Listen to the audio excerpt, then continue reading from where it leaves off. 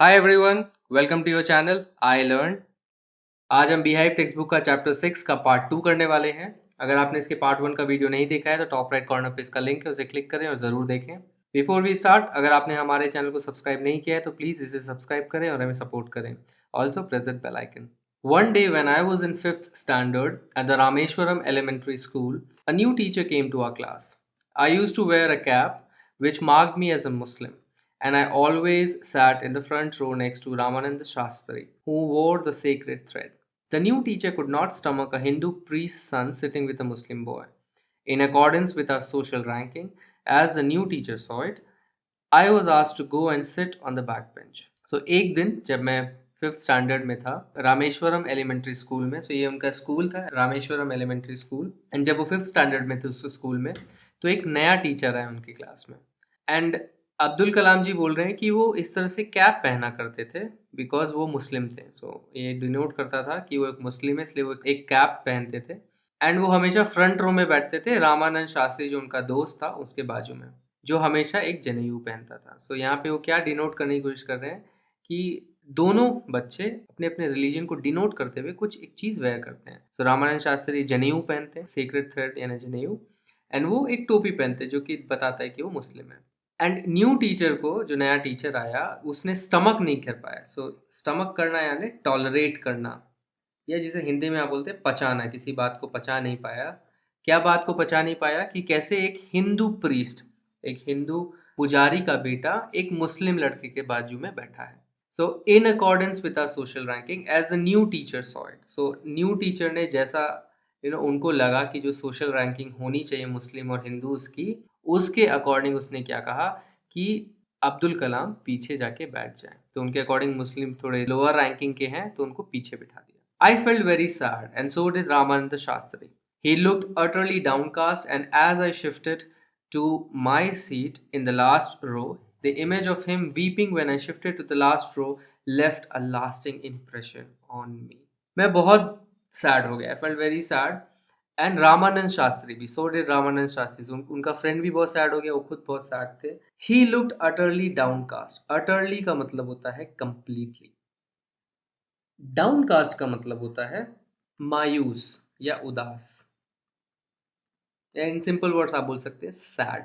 वो भी बहुत ज़्यादा सैड हो गया रामानंद शास्त्री, जैसे कि अब्दुल कलाम शिफ्ट करे अपने लास्ट रो की सीट पे। The image of him weeping, weeping यानी रोना। यहाँ पे अब्दुल कलाम कह रहे हैं कि रामानंद शास्त्री का जो रोते हुए इमेज था, जब उन्होंने उसको रोते हुए देखा जैसे वो शिफ्ट हो रहे थे लास्ट रो में, ये उनके दिमाग में लास्टिंग इम्प्रेशन डाल गया। मतलब इसको हमेशा के लिए वो याद रखते हैं कि कैसे उसके शिफ्ट होने का दुख उनके फ्रेंड रामानंद शास्त्री को भी, वो भी बहुत ज़्यादा रोए। एंड ये उनके लिए लास्टिंग इम्प्रेशन हो गया, काफ़ी उनको टच कर गया। लास्टिंग इम्प्रेशन होने यानी काफ़ी टचिंग लगा उनको हमेशा के लिए याद रह गया। After school, we went home and told our respective parents about the incident. Lakshman Shastri summoned the teacher and, in our presence, told the teacher that he should not spread the poison of social inequality and communal intolerance in the minds of innocent children. School के बाद हम अपने घर गए और अपने अपने अपने पेरेंट्स को हमने बताया, रिस्पेक्टिव पेरेंट्स यानी अपने अपने पेरेंट्स को बताया इस इंसिडेंट के बारे में, जो भी घटना हुई। जो लक्ष्मण शास्त्री थे, जो रामानंद शास्त्री के पिता थे, उन्होंने समन किया यानी कॉल समवन। टीचर को बुलाया एंड हमारी प्रेजेंस में टीचर से क्या कहा कि उसको ऐसा जहर नहीं फैलाना चाहिए, should not spread the poison यानी ये जहर नहीं फैलाना चाहिए। एंड किस जहर की बात कर रहे हैं? Social inequality and communal intolerance. तो सोशल इनइक्वालिटी यानी कि सोसाइटी में अलग अलग टाइप के लोगों के, अलग अलग सेक्टर के लोगों के जो ओहदा है वो अलग अलग है। तो ये बोलना कि तुम छोटे हो हम बड़े हैं, तो सोसाइटी में इनइक्वालिटी लाना। And communal intolerance, communal intolerance का मतलब, कम्युनल का फर्स्ट ऑफ ऑल मतलब ये होता है रिलेटिंग टू डिफरेंट रिलीजियस और एथनिक कम्युनिटी। तो कम्युनल का मतलब हो गया कि आप हिंदू हैं, आप मुस्लिम हैं, आप वाइट हैं, आप ब्लैक हैं, समथिंग लाइक दैट। तो एथनिसिटी यानी आप किस रेस से बिलोंग करते हैं, रिलीजन यानी आप किस रिलीजन को फॉलो करते हैं, उसके बेसिस पे डिफरेंस दिखाना। इनटॉलरेंस यानी सहनशील ना होना, टॉलरेंट ना होना, सहनशील ना होना या दूसरे की व्यूज को एक्सेप्ट ना करना, unwilling to accept others views, या सहनशील ना होना, दूसरों के प्रति बेसिकली सहनशील ना होना। सो ये तो अलग अलग मीनिंग हो गया इनका, कम्युनल और इंटॉलरेंस वर्ड का। जब साथ में आप जोड़ोगे कम्युनल इंटॉलरेंस का मतलब ये हो जाएगा कि दूसरे कम्युनिटी के, एथनिक या रिलीजियस कम्युनिटी के लोगों के प्रति आप सहनशील नहीं हैं।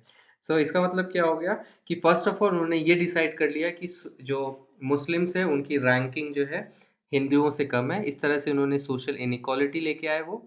एंड इंटॉलरेंस दिखाया कि एक के प्रति वो इंटॉलरेंट है, सहनशील नहीं है, दूसरे को एक्सेप्ट नहीं कर पा रहे हैं, एक को एक्सेप्ट करे दूसरे को नहीं कर पा रहे, तो इस तरह से वो कम्युनल इंटॉलरेंस क्रिएट करे। तो ये दो जहर जो है इनोसेंट चिल्ड्रन के दिमाग में, तो मासूम बच्चों के दिमाग में फैला रहे हैं, ये जो है लक्ष्मण शास्त्री ने उस टीचर को कहा।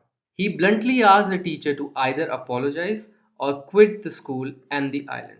ब्लंटली का मतलब है सीधे तौर पे कहना, घुमा फिरा के चीजें नहीं करना, एकदम सीधे तौर पे कहना, डायरेक्ट तरीके से कुछ बोलना। सो इन अ डायरेक्ट वे। तो डायरेक्ट वे में उन्होंने क्या बोला टीचर को कि या तो तुम माफी मांगो या तो स्कूल और आइलैंड छोड़ के चले जाओ। Not only did the teacher regret his behaviour but the strong sense of conviction Lakshman Shastri conveyed ultimately reform this young teacher. So ना कि सिर्फ टीचर ने रिग्रेट किया, अफसोस किया, गिल्टी फील किया अपने बिहेवियर की वजह से, बट लक्ष्मण शास्त्री के स्ट्रॉन्ग सेंस ऑफ कन्विक्शन को देख के। स्ट्रॉन्ग सेंस ऑफ कन्विक्शन यानी कन्विक्शन का मतलब क्या होता है? फर्म बिलीफ, किसी चीज़ पे आप दृढ़ विश्वास रखते हैं, बहुत ज़्यादा कॉन्फिडेंस रखते हैं, कन्विक्शन बोलते हैं। सो उनका जो स्ट्रॉन्ग कन्विक्शन था, स्ट्रॉन्ग बिलीफ था इस चीज़ को लेके कि हिंदू मुस्लिम अलग अलग नहीं होते हैं, सबका सेम सोशल रैंकिंग है। इस स्ट्रॉन्ग बिलीफ को देख के जो कि लक्ष्मण शास्त्री ने कन्वे किया था, कन्वे करने का मतलब है कम्युनिकेट करना, बताना। उसने क्या कर दिया? रिफॉर्म कर दिया इस टीचर को। रिफॉर्म करना यानी चेंज फॉर गुड, किसी को चेंज करना, इम्प्रूव करने के लिए उसको रिफॉर्म करना बोलते हैं। तो सोसाइटी को रिफॉर्म करना यानी सोसाइटी में चेंजेस लाना ताकि वो इम्प्रूव हो जाए। सो इस टीचर को उन्होंने रिफॉर्म कर दिया, मतलब उसको बदल दिया अच्छे के लिए, बिकॉज अब वो सोशली इंटॉलरेंट नहीं रहा। On the whole, the small society of Rameshwaram was very rigid in terms of the segregation of different social groups. However, my science teacher, Sivasubramanya Iyer, though an orthodox Brahmin with a very conservative wife, was something of a rebel. So, on the whole, मतलब मोटे तरीके से अगर हम देखें तो जो छोटी सी सोसाइटी थी रामेश्वरम की, वो बहुत ज़्यादा रिजिड थी। रिजिड का मतलब जो चेंज ना कर पाए खुद को, अनेबल टू चेंज, खुद को बदल ना सके। सो ऑब्वियसली वो इस धारणा के लिए बात कर रहे हैं जिसमें हिंदू मुस्लिम को अलग अलग समझा जाता था। तो इस तरीके से वो बहुत रिजिड थी society about segregation of social group. Segregation का मतलब सेपरेशन, अलग अलग रखना, सोशल ग्रुप्स को अलग अलग मानना। बट अब वो अपनी साइंस टीचर के बारे में बता रहे हैं कि मेरे एक साइंस टीचर थे जिनका नाम था शिव सुब्रमण्यम अय्यर।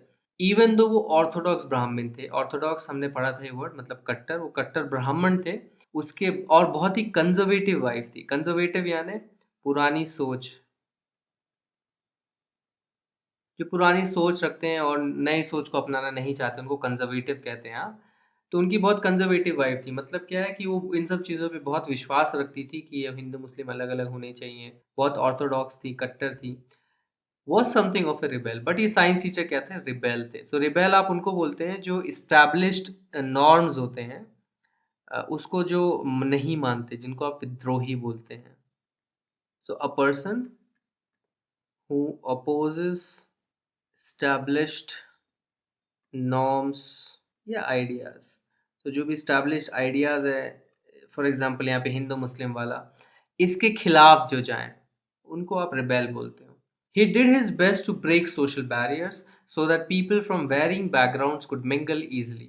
So वो बहुत पूरी कोशिश करते थे कि जो भी सोशल बैरियर्स हैं, जो आपस में हमने बैरियर्स, जो रुकावटें क्रिएट की हैं, बैरियर मतलब रुकावट, जो भी रुकावटें क्रिएट की हैं उसे तोड़ें ताकि अलग अलग बैकग्राउंड के, वेरिंग बैकग्राउंड है, अलग अलग बैकग्राउंड के लोग आपस में मिंगल हो सके।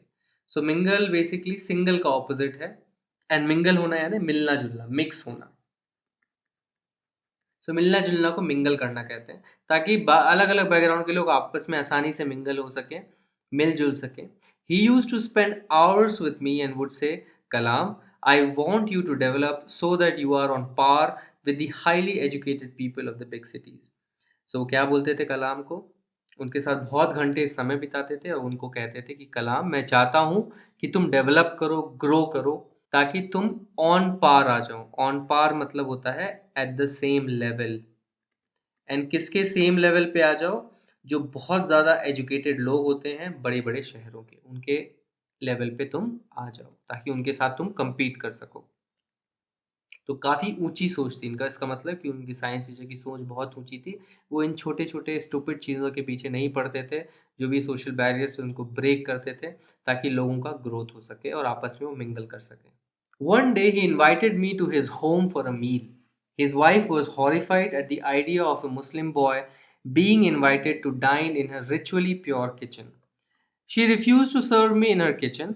Sivasubramanya Iyer was not perturbed, nor did he get angry with his wife, but instead served me with his own hands and sat down beside me to eat his meal. So एक दिन उनके जो science teacher थे उन्होंने invite किया उसको अपने घर पे खाने के लिए, मील यानी किसी खाने के लिए, so maybe lunch, maybe dinner, anything. तो उनकी वाइफ जो थी वो हॉरिफाइड हो गई। हॉरिफाइड यानी शॉक हो जाना।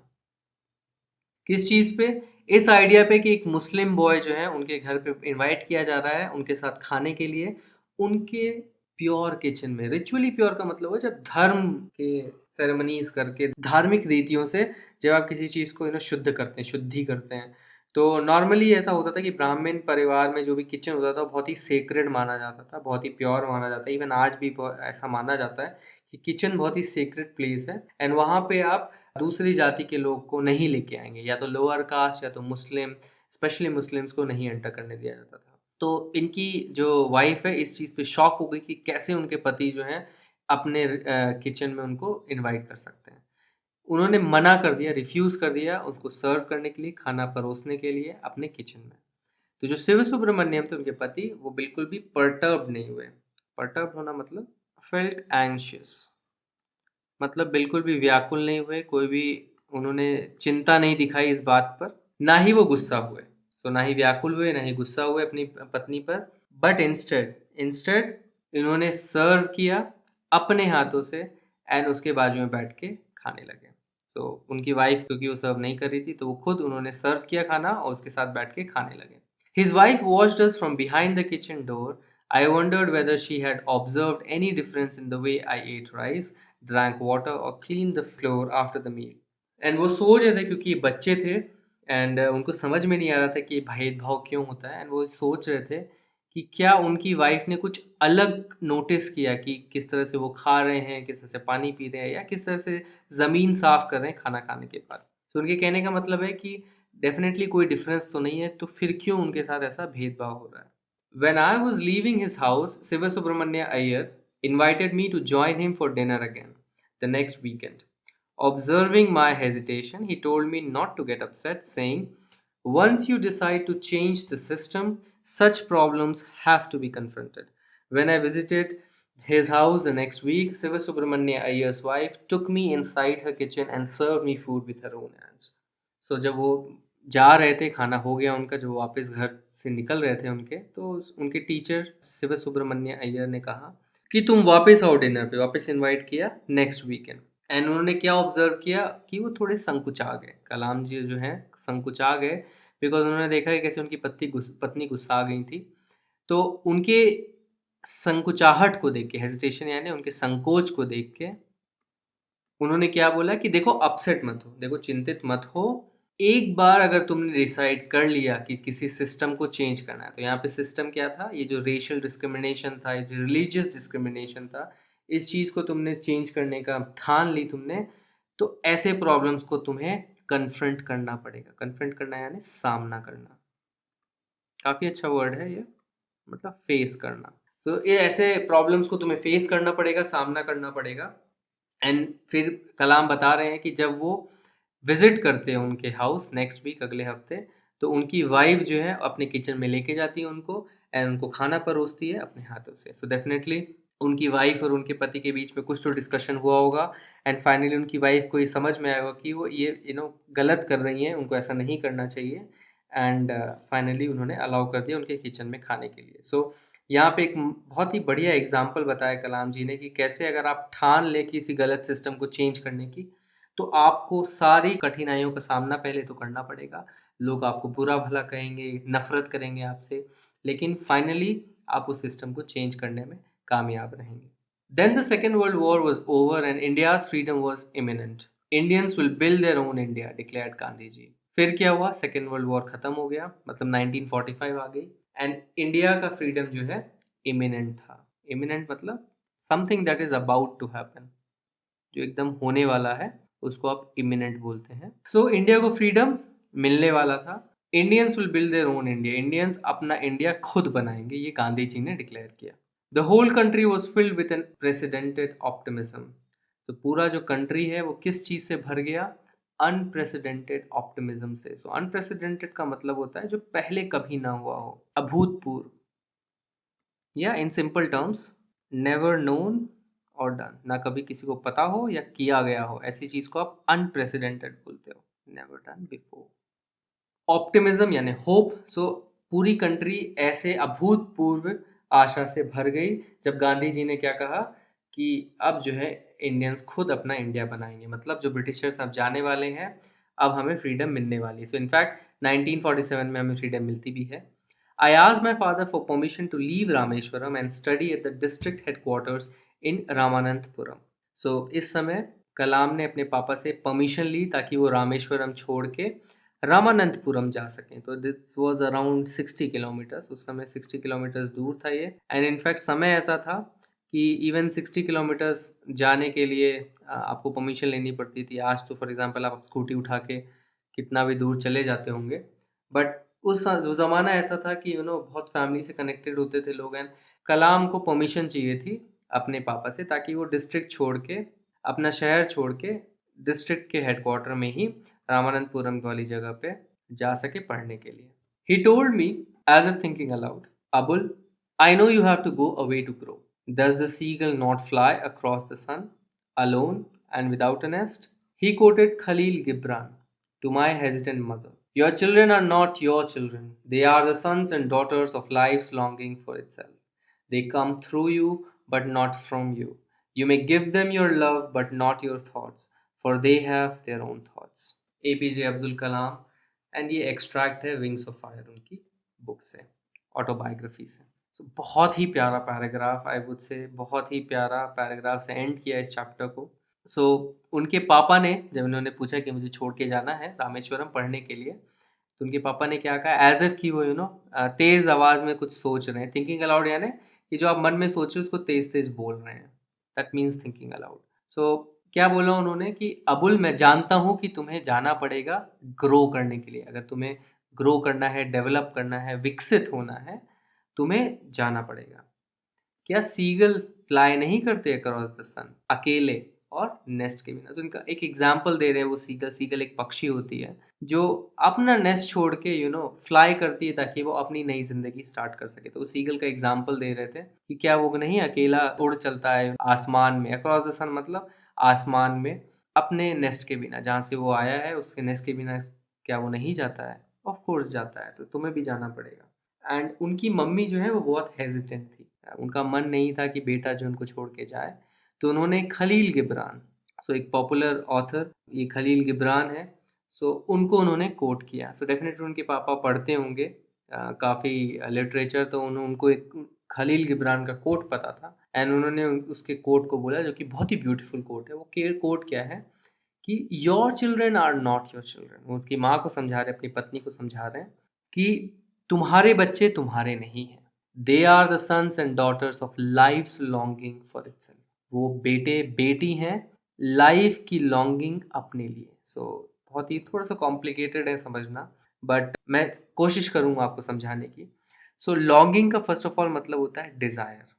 जो आपकी कोई कामना होती है, डिज़ायर, उसको आप लॉन्गिंग बोलते हैं। एंड यहाँ पे लाइफ, जिंदगी की एक कामना बता रहे हैं, खुद की। तो लाइफ की लॉन्गिंग फॉर इटसेल्फ मतलब कि जिंदगी जीने की कामना।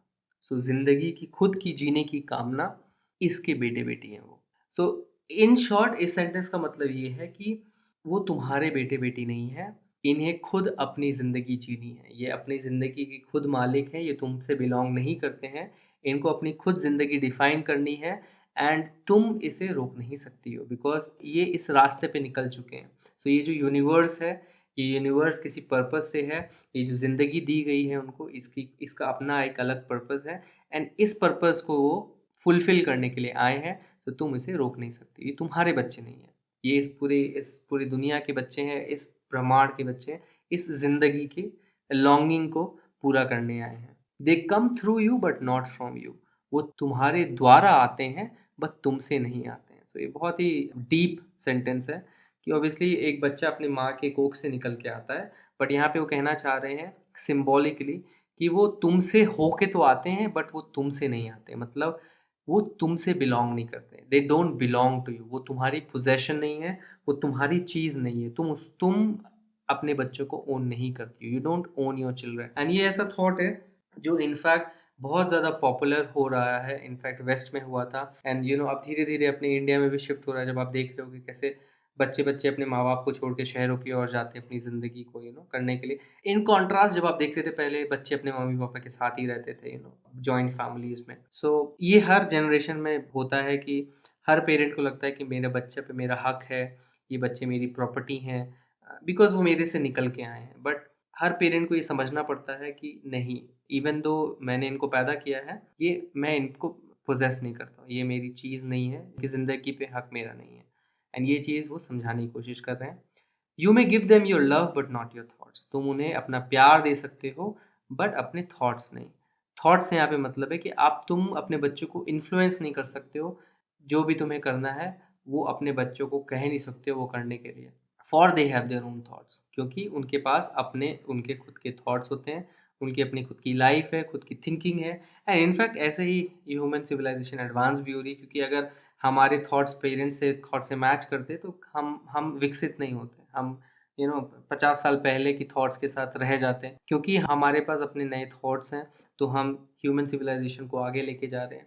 एंड ये जो जनरेशन गैप कभी कभी आते हैं इन थॉट डिफरेंसेस की वजह से भी आते हैं, बट ये पार्ट ऑफ लाइफ है। एंड यही वो समझाने की कोशिश करें अपनी पत्नी को कि देखो, ये बच्चे जो हैं तुम्हारे नहीं हैं एंड तुम अपना प्यार दे सकती हो पर तुम अपने थॉट्स नहीं दे सकती हो। उनके पास अपने थॉट्स हैं एंड उनको बाहर जाना पड़ेगा ताकि वो ग्रो कर सकें।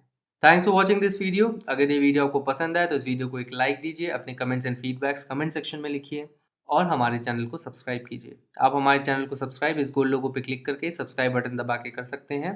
इस बेल आइकन को भी ज़रूर प्रेस करें ताकि हमारे सारे वीडियोस की नोटिफिकेशंस आप तक जल्द से जल्द पहुंचे। इस चैप्टर के क्वेश्चन आंसर्स की वीडियो के लिए स्टे ट्यून्ड। Bye bye.